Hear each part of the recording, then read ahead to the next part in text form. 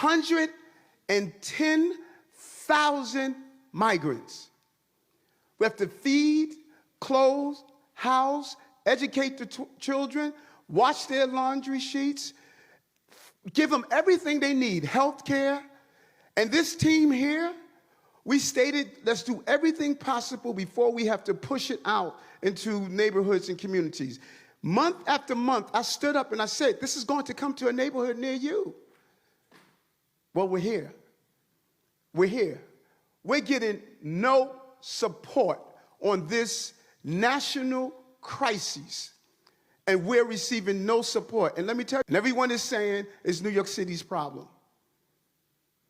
Every community in this city is going to be impacted. We got a $12 billion deficit that we're going to have to cut. Every service in this city is going to be impacted. On Wednesday, the city received another round of funding from FEMA, over $104 million for supporting asylum seekers. City officials say asylum seeker costs have hit $1.2 billion. The Biden administration and the public officials of New York City are in deep disagreement over immigration. The New York mayor and governor have asked for increased federal support to handle migrants in the state. Business leaders, including Paramount Global, CBS's parent company, called on the administration to address what they described as a humanitarian crisis. Now, in the first response, administration officials are putting the responsibility back on the city and state. The administration, the federal government, for millions of dollars in federal assistance to declare a national emergency on this issue. They are saying that this is not enough. They are asking the administration to declare a national emergency on this crisis. They say that action will allow FEMA and other federal agencies to more quickly distribute federal funds to New York. And again, they're calling on the administration, just like Chicago, Denver, and other places. New border battle is brewing, and it centers around money.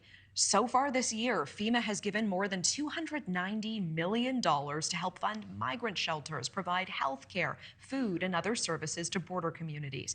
Well, of that money, 3 counties in Arizona collectively received $23.6 million. And now some Arizona leaders say they need more. They say the funding is available, but it is not going to border towns, instead heading to larger cities like New York, Chicago, Denver, which have all seen an influx of migrants in recent months. Independent Senator Kyrsten Sinema just livid over this funding. She's saying that these big communities like New York City, nowhere near the border, should not be getting more funding than states like Arizona. She's saying that New York is getting preferential treatment because high-profile lawmakers live in that state. So let's give you a breakdown here of what that funding looks like. It's coming from an $800 million pot from Congress, and this is why Sinema is frustrated. Arizona is getting about $69.4 million when all is said and done. And Arizona is home to one of the busiest sectors right now, getting completely inundated with migrant foot traffic. New York, meantime, is set up with $134.6 million in funding, which is nearly double what the border state of Arizona is going to be getting. But here's the thing.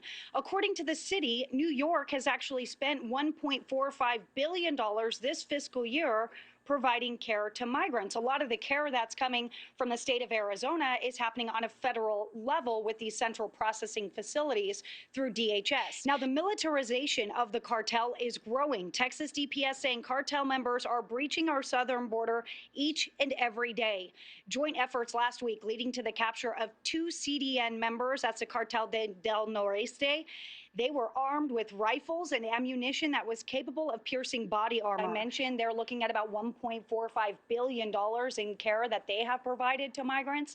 And again, that funding that is going towards them, the state of Arizona is saying that's not fair. The state of Arizona needs to be getting its fair share. This Republican Governor Greg Abbott is appealing a federal judge's order for the state to remove its buoy barrier in the Rio Grande. That's right. The state is using this barrier to prevent migrants from crossing the river into the U.S. Now, Texas has until September 15th to remove the buoys.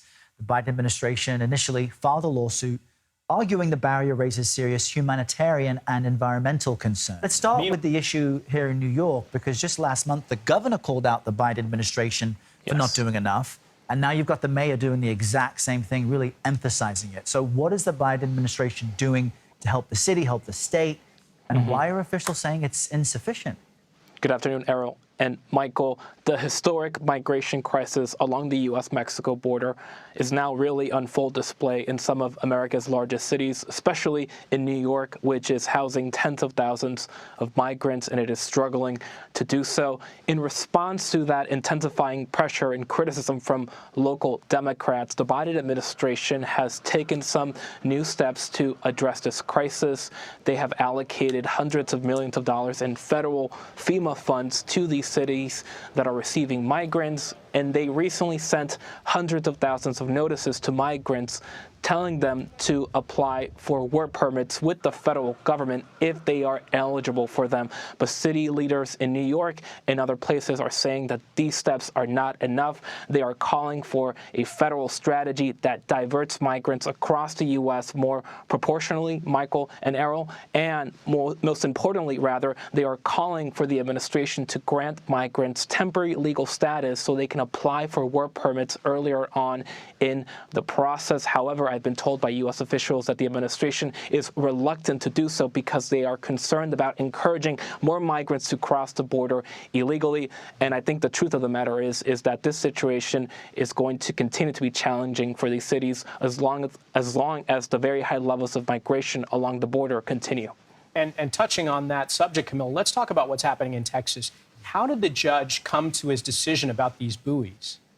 This is a significant victory for the Biden administration, Michael, and a setback for Governor Greg Abbott of Texas. The state of Texas had set up these barriers in the middle of the Rio Grande near Eagle Pass to repel migrant crossings, but the Biden administration quickly sued in July, arguing that these barriers impeded Border Patrol agents from doing their jobs, from patrolling the river, that it endangered migrants because it forced them to swim through deeper parts of the Rio Grande, and that it also hurt U.S.-Mexico relations when they were actually set up. 80% of the barriers were technically on Mexican territory, and that forced Texas to reposition them. Now, this judge has agreed with the Biden administration's arguments and has required Texas to move the barriers away from the middle of the Rio Grande by September 15th. That is in 9 days. It is also, that ruling is prohibiting the state from setting up similar structures in the future. Good morning, guys. AOC and other representatives will be touring migrant shelters throughout the city today. Now, as you know, these shelters haven't entirely been embraced by the city. Shelters for migrants in the city in the spotlight today as Congresswoman Alexandria Ocasio-Cortez, along with other leaders, visit those shelters to see how migrants are being cared for. This happening just as a judge on Staten Island postponed a ruling on whether to close a migrant shelter at St. John's Villa Academy in Arrowshire. Mayor Eric Adams says he has the legal authority to house new arrivals at shelters across the city, but a group of Staten Islanders are demanding the shelter be closed, saying it could be the first step in solving the migrant crisis. More people are looking around, say, hey, go to Staten Island, you get a free house. Go to New York, you get a free house. Of course, people around the world are figuring out a way to get here. While there is no word on when the judge will issue a written ruling in this case, it could set the tone and affect other migrant shelters, such as the one planned at Floyd Bennett Field in Brooklyn, which could open as early as the fall. Protests continue ahead of construction of this shelter, which has been tentatively agreed upon by the state and federal government. It's in the middle of nowhere.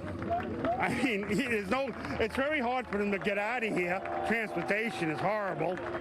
And there's nothing nearby here. We have to enforce our laws, which we have on the books. But nobody enforces the law on the books, what we have. Nobody. They do whatever they want.